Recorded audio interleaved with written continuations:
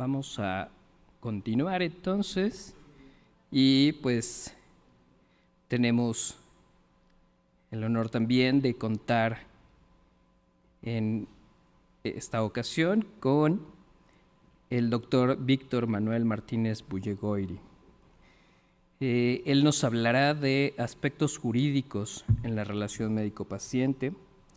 Y bueno, pues les leeré la reseña del doctor Martínez Bullegoiri. Él es licenciado, maestro y doctor en Derecho por la Facultad de Derecho de la UNAM y la Universidad Complutense de Madrid. Es investigador titular en el Instituto de Investigaciones Jurídicas de la UNAM, del que fue secretario académico, y es primer visitador en la Comisión Nacional de Derechos Humanos y miembro del Consejo Directivo del Seminario Interdisciplinario de Bioética.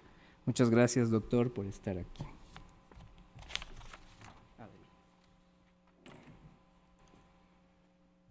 Muchas gracias por la presentación y especialmente por la invitación para estar aquí en un recinto que para quien no es médico es muy impactante. Además creo que en el programa el único no médico soy yo, entonces todavía más agradecido de que estén dispuestos a escuchar, los médicos a escuchar a un abogado. Voy a tratar de ser muy breve, porque cuando empieza uno así es peligroso. Lo han visto con el programa de hoy, la relación médico-paciente de entrada es una relación muy compleja y hay que observarla desde las distintas dimensiones que la misma tiene. Eso lo muestra el programa. Primero, hay claramente una dimensión humana. O sea, los seres humanos, cuando nos enfrentamos, nos conocemos, trabamos una relación unos con los otros. Entonces, aquí hay una relación que es claramente humana entre dos seres humanos y que deben reconocerse, y esto es lo importante, como seres humanos unos a los otros, uno al otro. Ni el médico es solo un profesionista, ni el paciente es simplemente un enfermo. Es un ser humano, ambos son seres humanos y tiene que darse esa visión de seres humanos respetando la condición de ser humanos y por tanto su dignidad. Evidentemente es una relación médica. La razón de que se da la relación es razones de carácter médico. Alguien acude con otra persona a que atienda su salud. Entonces, esa dimensión tampoco se debe perder. Hay una dimensión psicológica. Como paciente, el paciente se enfrenta ante el médico pues con un cierto nerviosismo, con una situación de una emoción interna, una emotividad, de entrada porque va enfermo y porque está poniendo en el paciente las esperanzas, en el médico, perdón, las esperanzas de la atención de su salud y de la curación de sus problemas. Alguna vez, al acudir a una cita médica, el médico me decía, oye, es que tienes la presión más alta. Le digo, es que estoy en consulta médica. Evidentemente, mi estado emocional sube, hace que mi presión pueda subir. Pero no es porque, y hay quien además le tiene pánico a acudir al médico, ¿no? Luego hay una dimensión filosófica, de la que ya muy bien les habló el doctor Carlos Viesca, y junto con ella una dimensión ética. Ética por ambas partes.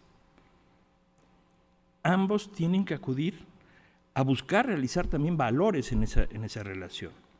Y finalmente está la dimensión jurídica. La dimensión jurídica tiene una especial relevancia. Lo vamos a ver ahora. ¿Por qué? Porque tiene efectos y tiene consecuencias que pueden ser importantes y en algunas ocasiones graves o muy serios. Después, la relación médico-paciente también se puede ver de acuerdo con las características y consecuencias que reviste, dependiendo del ámbito de ejercicio de la medicina en que se esté actuando. Los médicos actúan en investigación y ahí tratan en ocasiones con pacientes, pero hay que ver si el paciente es simplemente un sujeto que participa en un proyecto de investigación o es un enfermo que participa en un proyecto de investigación. Esto cambia totalmente la dimensión de esa relación médico-paciente. No es lo mismo el médico que está en urgencias, la relación que puede construir con el paciente, que el médico que atiende, por ejemplo, cuidados paliativos y el momento de los cuidados paliativos en que atienda. El que está en la práctica clínica cotidiana también cambia y hay consecuencias distintas y hay características distintas dependiendo de los sujetos entre los que se traba la relación. No es lo mismo si es un menor de edad, por ejemplo, un niño. Entonces los médicos que practican pediatría pues tienen que construir una forma de relación distinta que tiene unas consecuencias distintas y unos acotamientos distintos. ¿Por qué? Porque detrás del menor está el padre. Y entonces hay que construir una relación con el menor, pero también con el padre. O en geriatría, donde sucede lo mismo. Hay en muchas ocasiones, una disminución de capacidades que hace que se requiera de un tutor o de una persona que ejerce o que va a autorizar cualquier intervención en nombre de esa otra persona. Entonces, las relaciones se pueden volver complejas y pueden tener consecuencias distintas.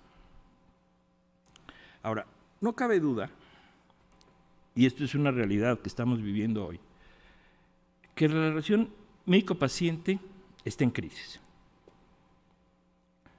Hay una crisis de estas relaciones por distintas causas. Y esto afecta porque la relación médico-paciente es necesaria, tanto para el paciente como para el médico. El médico tiene que interactuar con el paciente para poder actuar y ejercer el acto médico de manera clara, precisa, certera. ¿Por qué? Porque requiere información del paciente. O sea, no es lo mismo un veterinario que atiende a un animalito al que tiene que aprender a leerle lo que él manifiesta con sus símbolos, sus formas de expresión y lo que externamente puede expresar, como es dolor, como es imposibilidad de moverse, como es imposibilidad de caminar de determinada manera, no comer, no beber, etcétera. Que cuando trata con un ser humano, al ser humano le va a aportar información al médico y esa información es muy importante para que el médico pueda atender adecuadamente a esa persona. Y no se diga que es necesaria e importantísima para el paciente. El paciente de entrada necesita la seguridad psicológica que el médico le debe dar. Cuando el paciente doliente, enfermo, cuando se presenta ante el médico, requiere en esa relación, la construcción de esa relación para tener esa seguridad psicológica y poder con eso avanzar en la atención de sus enfermedades. Ahora, actualmente esta crisis se da por distintos factores. Uno es el paternalismo, que sigue habiendo, hay unos resabios de paternalismo que se mantienen, aunque ya no sería la forma lógica de actuar, pero hay que reconocer que se mantienen, incluso hay quienes hablan que hay un paternalismo bueno. Yo creo que hoy día ya no podemos hablar de paternalismo en ningún sentido, porque paternalismo implica ponerse de entrada en una posición superior sobre el otro. Evidentemente, hay una posición totalmente distinta de uno que sí desequilibra la relación. El paciente, decíamos de entrada, está enfermo, padece de alguna enfermedad, más grave, más dolorosa, menos dolorosa. Pero eso ya lo pone ante la necesidad del otro. Y eso lo vuelve vulnerable ante el otro. Después, el paciente ignora absolutamente todo respecto de su enfermedad, más que el sufrimiento que tiene, las consecuencias de padecer esa enfermedad. Y el médico tiene el conocimiento. Y esa es la razón por la que acudimos. Ahora, eso también hace que la relación no es equilibrada. Por eso hay que construir esa relación haciendo el esfuerzo por vernos como seres humanos. sin que eso le quite al médico, que es el que va a aportar sus conocimientos, y al enfermo, que tiene que aportar la información que tiene. Y que tiene que aportar esa confianza en el médico. Ahora, si esta se destruye, si esa confianza se destruye, es muy difícil que se dé de manera sana esa relación médico-paciente. Y los resabios de paternalismo hacen mucho daño a la relación. ¿Por qué? Porque el paternalismo proviene de siglos anteriores, donde el médico tenía una, digamos, función casi hasta mágica en ocasiones en la vida social, donde era un personaje que se ubicaba por encima de los demás y que podía tomar decisiones por encima de la voluntad de las personas. Ahora, cuando viene el cambio en la forma de construir la vida social y en la forma de entender qué somos los seres humanos, con la aparición del pensamiento liberal, pues nos libera. La idea del pensamiento liberal era liberarnos del poder, liberar a los seres humanos del poder. ¿Qué poder? En esencia, el poder político, pero también el poder de otros sobre nosotros. De esas situaciones donde nos volvemos vulnerables porque hay otro que tiene un poder sobre nosotros. El paternalismo, evidentemente, ante ese individuo que se entiende que es tan valioso uno como otro, que tenemos unas condiciones de igualdad. La igualdad es consecuencia fundamental del pensamiento liberal. Por eso la famosa frase que viene desde la Revolución Francesa: todos nacemos libres e iguales. O sea, todos somos libres e iguales. Paternalismo choca con esa igualdad. Por eso los resabios que quedan de paternalismo, que se dan en ocasiones en la formación médica, y esto es un tema importante, yo creo, para tratar en la educación en medicina. Otro tema que ha agravado la crisis es la socialización de la atención médica. Evidentemente, para poder llevar la atención médica a toda la población, cuando las poblaciones ya han crecido, pues se necesita desarrollar formas de administrar instituciones de salud y de construir aparatos administrativos que permitan que todo el mundo pueda acceder a la atención médica. Esto, sin duda, despersonaliza la atención médica. El médico ya no es mi médico, es el médico tal vez que me toca en el momento que voy a recibir una atención. No es el que yo busqué, es el que me tocó, es el que estaba ahí. Eso ya de entrada elimina una base de confianza previa que podría haber. No es lo mismo que yo acuda con un médico porque por referencias, por conocimiento, por lo que sea, me inspire esa confianza con la cual debo acudir a esa relación, a que sea el que me tocó. También la socialización ha hecho que pues tenga que ser más despersonalizada la relación. Yo pienso en los médicos que atienden en instituciones públicas y que a lo mejor al día tienen que atender 40 pacientes en consulta, o más, no sé. ¿Cuánto tiempo pueden dedicar a cada paciente? ¿Qué información pueden tener más allá de la estrictamente médica?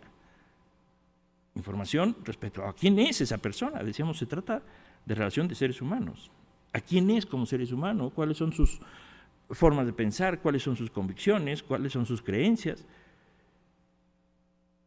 Entonces, esta socialización, si bien es importante y necesaria y ha permitido mejorar la salud en general de las poblaciones, ha contribuido a minar esta relación médico-paciente. Después, algo que venía yo reflexionando desde que tuve el gusto de que me invitaran a participar en esta sesión, yo creo que una cosa que ha contribuido de manera importante es el desarrollo científico en el campo de la medicina. El avance de la medicina en los últimos años. Esto de que la realidad es que hoy enfermedades que hace 60 años, 50 años eran mortales, hoy día se curan. Hoy día nos atendemos de muchísimas cosas de las que antes la gente se moría. Entonces, el desarrollo científico en el campo médico hace que muchas veces la gente espere más de lo que se puede, de lo que el médico puede dar, de lo que el médico puede hacer. Y a veces esa esperanza más allá, esa credibilidad más allá, hace que cuando no hay un resultado de acuerdo a lo que esperábamos, surja desconfianza y surja decepción y se achaque a la capacidad del médico, no a la realidad humana que tenemos. Como alguien me decía, es que todos nos tenemos que morir. Y llega un momento que a lo mejor decidimos pues, que ya no nos queremos morir y que vemos que hay gente que tiene lo mismo que yo y se cura. Gente que pasa por la misma enfermedad y se cura, y en cambio yo no me estoy curando.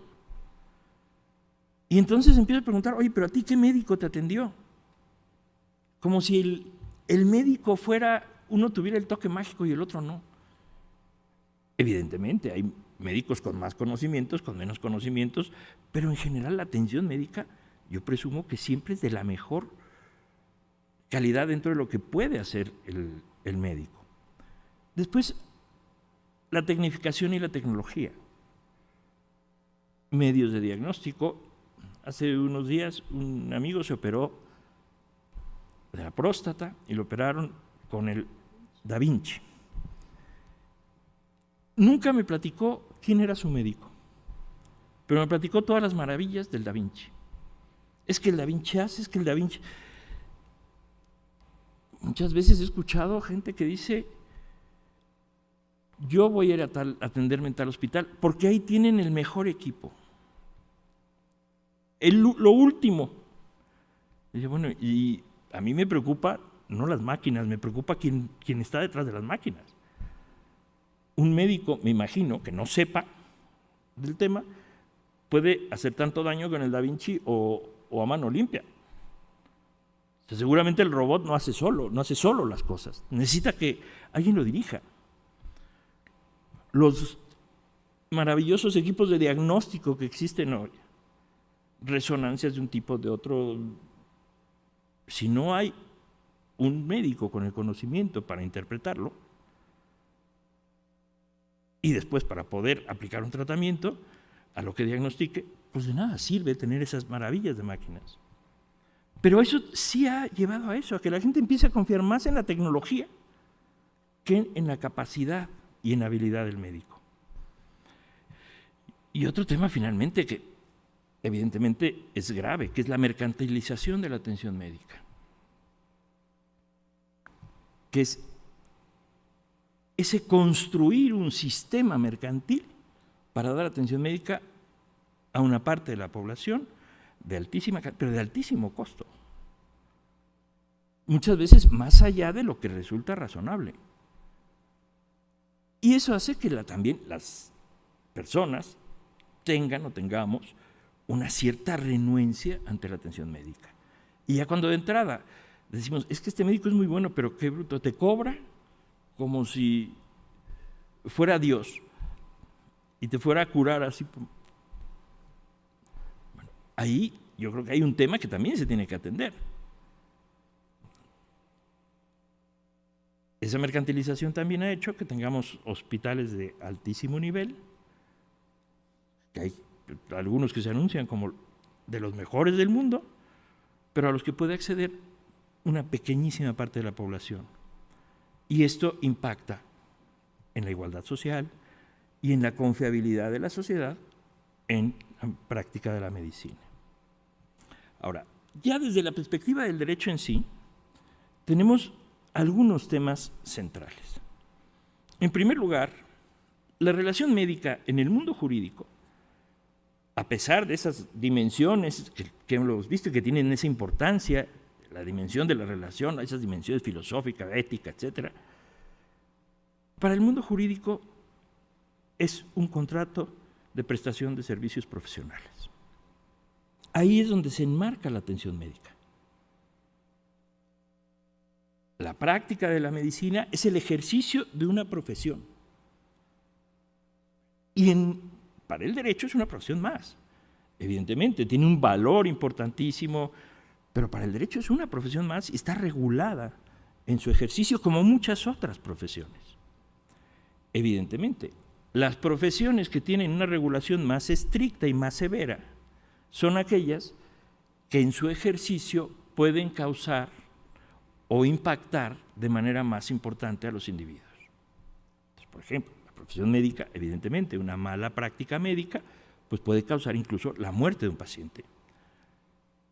Entonces, la supervisión jurídica o la regulación jurídica para cuidar que el ejercicio de la profesión se dé en un marco adecuado es mucho más estricta que la que puede tener, por ejemplo, un profesor de escultura. Pues si el profesor de escultura falla, pues a lo mejor las consecuencias, yo diría, son mínimas. Pero si falla el médico, las consecuencias pueden ser muy graves. Lo mismo pasa, por ejemplo, con un arquitecto, con un ingeniero. Un ingeniero que calcula mal un edificio, se cae y se mueren las personas. Con un abogado. Un abogado que tramita mal un asunto puede causar la pérdida de la libertad o de la propiedad de las personas. Y si estuviéramos en un país que tuviera pena de muerte, incluso podría ser causa de que esa persona terminara perdiendo la vida siendo ejecutado. Y no es tan lejano, parece absurdo y lejano el ejemplo, pero lo vivimos en Estados Unidos. Ustedes habrán escuchado de un caso que México llevó a la Corte Penal Internacional, a la Corte de Derecho Internacional de La Haya, donde demandaba 50 y tantos casos de sentenciados a muerte en Estados Unidos, que habían sido mal juzgados, sus juicios se habían realizado mal, entre otras cosas por deficiencias en la defensa.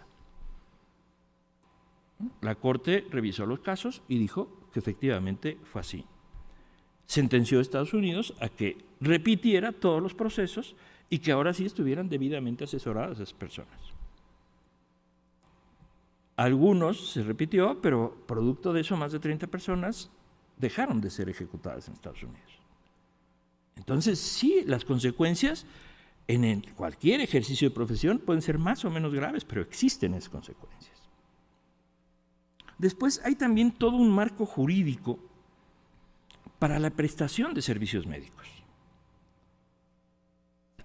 Los servicios médicos no surgen arbitrariamente. Primero, tiene que haber toda una estructura administrativa para los servicios médicos que proporciona el Estado, y todo eso tiene que estar regulado. Y con qué alcances, de dónde van a venir los recursos, quiénes van a tener unas responsabilidades, quiénes van a tener otras, etcétera, etcétera, etcétera. Pero también los que se ejercen de forma privada. O sea, el Estado tiene que garantizar que cuando una persona va a un consultorio médico, en ese consultorio va a haber las condiciones adecuadas para que pueda recibir la atención médica, de higiene, etcétera, de equipo, etcétera, etcétera. Y lo mismo del ejercicio del profesionista. Regula también la capacidad del profesionista.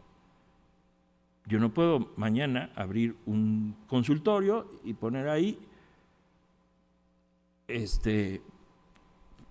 práctica de cualquier área de la medicina. No, para hacer eso tengo que tener una certificación, un aval, que demuestre y acredite que yo soy capaz. O sea, para que el Estado me permita ejercer esa profesión, hacer esa práctica, yo tengo que haberle acreditado al Estado con estudios, exámenes, cualquier tipo de evaluación, que estoy certificado para hacer eso. Lo mismo sucede, los arquitectos, por ejemplo, cada año tienen que refrendar su cédula, el equivalente a su cédula, o su patente de responsable de obra. ¿Por qué? Porque el arquitecto es el responsable de que no se caiga. El responsable de la obra es el arquitecto, el responsable de que no se caiga la casa, o el edificio, etcétera. Luego, evidentemente, se exige respeto a la dignidad del paciente. Y aquí entra el derecho, lo vamos a ver ahorita, a lo mejor con más detalle, porque es un tema de derechos humanos. O sea, hay derecho a un trato digno, que no es más que recibir el trato que merecemos de acuerdo con nuestra condición de seres humanos. Tiene que ver con esto que decíamos de la certificación, se exige la aplicación de la lex artis. O sea, el médico, el derecho no regula la parte médica que tiene que realizar el médico. Regula cómo se establece si hizo adecuada o adecuadamente ese tratamiento, pero quienes tienen que decir cuál es la forma correcta de actuar médicamente son los médicos. Por eso los manuales, por eso todo eso es necesario y se usa cuando hay un juicio. O sea, hay protocolos que el médico tiene que seguir. Alguna vez, estando yo en la Comisión Nacional de Derechos Humanos, un médico me decía, es que yo no tengo por qué seguir la norma oficial mexicana sobre el embarazo, parto y puerperio y atención del recién nacido. Los que le hicieron, ¿qué saben que yo no sepa cuando yo tengo 60 años trayendo niños al mundo? Y dice, yo no sé, dije, yo la verdad no tengo ni idea de cómo se tiene que atender un embarazo, ni un parto, pero los que hicieron la norma oficial no fueron abogados, no fueron diputados, eso tranquilicémonos, fueron médicos de distintas áreas y con distintas competencias. Evidentemente lo que está ahí no es la Biblia, no es que el médico tenga que apegarse necesariamente, pero si no se apega, tiene que decir por qué no se apega. O sea, no se restringe la habilidad y la capacidad y la libertad de ejercicio profesional del médico. Lo que es una guía. Y todo esto va a constituir la lex artis. ¿Y por qué cuando hay 3 opciones de técnica quirúrgica para hacer esto, por qué optaste por esta? Cuando a lo mejor la lex artis recomendaba esta. Bueno, pues el médico tiene todo el derecho a exponer sus razones y una puede ser muy clara. Porque esta la he practicado más y el tema es muy delicado y no me arriesgo a innovar o a aprender en este momento. Razones puede haber las que sean, pero no es... Pero sí hay esa lex artis que obliga al médico. Y lo obliga no solo ética, deontológicamente, sino lo obliga jurídicamente. El médico está obligado jurídicamente a actuar de acuerdo con la lex artis. La obligación de respeto a los derechos humanos del paciente. Aunque los derechos humanos originalmente se crean para defender a los individuos de la autoridad, es decir, del Estado, evidentemente esto se da con mayor claridad cuando la atención médica es en instituciones públicas. ¿Por qué? Porque ahí el médico tiene carácter de funcionario y actúa como servidor público y entonces puede violar derechos humanos. Pero aunque sea en la práctica privada, los derechos humanos hoy día se entiende que tienen que regir también en la vida entre particulares. O sea, que yo no sea autoridad no me autoriza para torturar a una persona, no me autoriza para darle un trato indigno a una persona. Lo que va a ser distinto a lo mejor es la manera en que el derecho me sancione.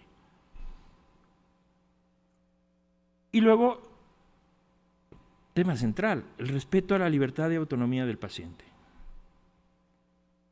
El reconocer a otro como humano y el respetar su dignidad implica que su condición de humano hace que sea libre y autónomo. Y por tanto, el médico tiene que respetar esa libertad y autonomía. Debe tratar, en la relación médico-paciente, debe tratar de conducirlo, de informarlo, de darle la información que necesite para que, respecto de la atención médica, reciba o tenga la información adecuada para tomar su decisión. Pero hay que respetar esa voluntad. Por eso tenemos el desarrollo del consentimiento informado. El consentimiento informado no es un mecanismo, como en ocasiones me he encontrado con grupos médicos donde se piensa así, no es un mecanismo para defender al médico. Una vez que me firme el consentimiento informado, ya no me pueden fincar responsabilidades. No, es un mecanismo que se diseñó para proteger la autonomía y la voluntad de las personas. Y lo afirmamos en todos sitios, ¿eh? Si ustedes van a dejar su coche a la agencia hoy día, le dicen, oiga, le podemos hacer esto, ¿qué quiere que le hagamos? Y esto cuesta tanto, y uno tiene que firmar la orden, si no, no le hacen uno el trabajo en el coche. Es un consentimiento informado para el coche. Y si uno lleva una chamarra de ante a una tintorería, le dicen, oye, pero a ver, y ahí está el riesgo, ¿eh? Puede pasar esto porque a veces la piel no responde, entonces fírmale aquí.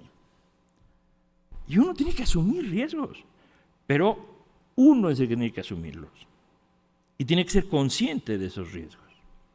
Y luego la voluntad anticipada. Yo recuerdo mi suegra cuando a los 80 y tantos años se internó para una intervención quirúrgica, firmó su voluntad anticipada donde, entre otras cosas, pedía que no se le resucitara si sufría un paro cardiorrespiratorio. Unas horas después se presentó la directora médica del hospital, no fue en México, fue en España. La directora médica del hospital al cuarto de mi suegra a regañarla y echarle en cara que por qué había dicho eso, que por qué había puesto eso, que si no confiaba en los médicos. No, simplemente una señora que a los 80 y tantos años dijo, oigan, si me muero, déjenme muerta. Y es una decisión totalmente libre, que no podemos estar por encima de ella. Cuando me murió mi madre, la persona que la atendió al final en cuidados paliativos, que vio la atención que había recibido antes, es que a veces mis compañeros intensivistas no entienden que la gente tiene que morirse. Y tratan de seguir haciendo cosas cuando ya no son tratamientos totalmente inocuos. Bueno, pues tenemos que aprender a respetar la voluntad de las personas. Y cuando alguien dice, ya no quiero esto, ya no lo quiero. Y ahí está en derechos humanos también los derechos del paciente, que no son solo los 10 derechos que todos conocemos, que hay en la Declaración de Derechos del Paciente de la Asociación Médica Mundial y de aquí, elaborada por la CONAMED. No, los derechos humanos en general. Y para concluir, algo que es fundamental, que por desgracia opera más, y que opera más hoy, porque es producto de esa crisis de la relación médico-paciente, que es el régimen de responsabilidades. O sea, toda persona, todo profesionista está sujeto a responsabilidad profesional, a responsabilidad civil, a responsabilidad penal, a responsabilidad administrativa, y si trabaja en una institución, a responsabilidad laboral. Y en cada una de ellas nos pueden fincar responsabilidades. Y cada una de ellas implica consecuencias distintas. Responsabilidad profesional, ¿cuándo surgirá? Pues cuando no cumplimos con los deberes propios de nuestra profesión. Estas cosas que acabamos de decir. No actuar en el caso de médico, no actuar de acuerdo con la Lex Artis, no seguir las normas que regulan la actuación profesional, etcétera, etcétera. ¿Cuándo incurrimos en responsabilidad civil? Cuando causamos daño a otro. Cualquier persona, si causamos daño a otro, y si ese daño especialmente se hace por una causa, con un acto ilícito, o sea, contrario a la ley, es todavía más grave. Pero si causamos daño a otro, aunque yo no lo haga por querer hacer daño, puede ser un accidente. Mi coche, ahorita lo dejé mal estacionado, o lo dejé bien estacionado, pero con una rampa, y los frenos fallan, se va y le pega a otro coche, o atropella a alguien, yo voy a ser responsable, aunque ni siquiera esté arriba del coche. ¿Por qué? Porque causé daño a otro. Y entonces tengo que reparar ese daño. La responsabilidad penal, ¿cuándo surge? Bueno, cuando cometemos un acto concreto regulado en el Código Penal como delito. O sea, cuando cometemos una conducta típica. Y hay conductas típicas especializadas por profesiones. O sea, los códigos penales establecen, o las leyes de profesiones establecen conductas que se consideran delitos cuando la comete un profesionista determinado. ¿Por qué? Por los deberes propios de su profesión. Por ejemplo, en el caso de los médicos, el abandono de paciente. El abandono de paciente es un delito. y es sancionado como delito. Ahora, también ciertas negligencias, ciertas cosas. Y aquí hay que entender una cosa. ¿Y por qué, decía yo, es producto que hoy el régimen de responsabilidad se vuelva más importante? Es producto de esta crisis de la relación médico-paciente. ¿Por qué? Porque hace unos años, dando un curso precisamente de responsabilidad a médicos, me decían, oiga, maestro, es que ¿por qué les ha dado por hacer leyes para molestar a los médicos, para acosarlos? Digo, no crean que es así. El Código Civil que regula estas responsabilidades es de 1928. El Código Penal que regula estos delitos viene de 1931. Bueno, ¿pero por qué antes no pasaba? Pues porque había una relación médico-paciente más adecuada. Porque la persona confiaba en el médico, porque el médico era parte de su relación familiar. Y entonces, cuando algo fallaba, no decía, fue culpa del médico. Entendía que a veces la salud y el organismo humano no funcionan adecuadamente. Hay responsabilidad administrativa, evidentemente, si uno trabaja en una institución pública.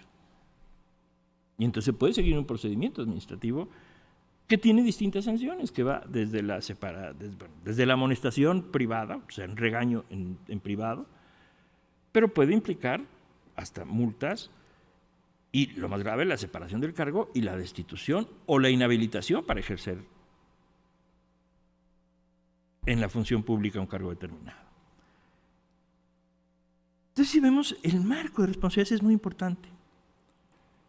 Y hay que entender, yo siempre cuando daba cursos a servidores públicos, que es también el tema de responsabilidad en servidores públicos es muy delicado, lo que hay que entender una cosa es que tenemos que actuar, la manera de evitar sufrir problemas por procedimientos de responsabilidades es actuar de acuerdo con la norma. Si yo hago lo que tengo que hacer de acuerdo con las normas que regulan mi actuar, nunca voy a tener problemas. Entonces, lo primero que uno tiene que saber es cuáles son mis deberes y actuar en consecuencia de acuerdo con ellos. No me excusa el decir, es que yo no sabía que existía esa norma. Acuérdense la máxima jurídica, la ignorancia de la ley no exime de su cumplimiento. O sea, si hay una norma oficial mexicana que establece determinado procedimiento en la atención médica, que las hay, y hay varias, y yo no sigo ese procedimiento, yo tengo que tener claro que tengo que poder justificar por qué no lo seguí. Pero si no sigo ese procedimiento y hay consecuencias negativas en la atención, casi estoy confesando que actué incorrectamente. Se complica mucho más la responsabilidad que si yo seguí y de todos modos hubo un resultado no satisfactorio. Entonces, sí es muy importante volver a tratar de reconstruir esa relación médico-paciente. ¿Por qué? Porque si no podemos caer en algo que es, yo creo que lo peor que le ha pasado también a la relación médico-paciente, que es la medicina defensiva. Y eso es la destrucción de la relación médico-paciente. Cuando el médico ve al paciente como un riesgo para su ejercicio profesional. Y entonces lo que hace es, pues te meto todos los posibles diagnósticos para evitar ser sancionado, para tener elementos para poderme defender. Pero entonces lo que hacemos es encarecer la medicina y lo más grave para mí es no actuamos éticamente y rompemos esa relación de respeto mutuo a la dignidad tanto del profesionista como del paciente, del médico como del paciente, cuando terminamos cayendo en una situación como esa. Evidentemente no es fácil, es un tema de reconstrucción de relación médico-paciente, pero que hay que entender que también hoy pasa por el derecho, que hay normas jurídicas que regulan esta relación y las cuales no podemos olvidarlas o no podemos hacerlas a un lado. Con esto concluyo y agradezco cumplidamente de nuevo la invitación y la posibilidad de estar aquí.